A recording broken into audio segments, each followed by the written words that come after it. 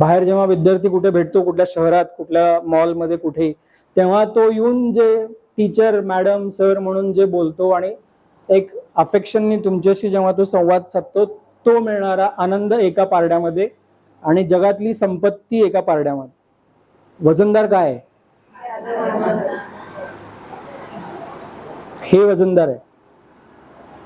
शिक्षकांचं टास्क माझ्या दृष्टिकोनातून हे आहे.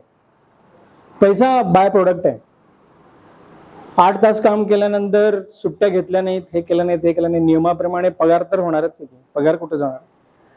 तुमच्याकडे विद्यार्थी आहेत ना? का विद्यार्थीच नाही आहेत ना? विद्यार्थी नसलेल्या शाळांचे हाल आहेत. तुमचे कुठे काय हाल? त्यामुळे ह्या गोष्टीकडे महत्व ह्याला खूप आहे. म्हणून मला असं वाटतं की शिक्षकांनी, जे मगाशीपासून मी सांगतो की आदर्श शाळा वगैरे, आदर्श शाळा म्हणजे नक्की काय असतं? जे शिक्षक आहेत ते शिक्षक किती कपॅबल आहेत, ते शिक्षक कशा प्रकारे विद्यार्थ्यांशी जोडले जातात, ते जास्त मॅटर करतं.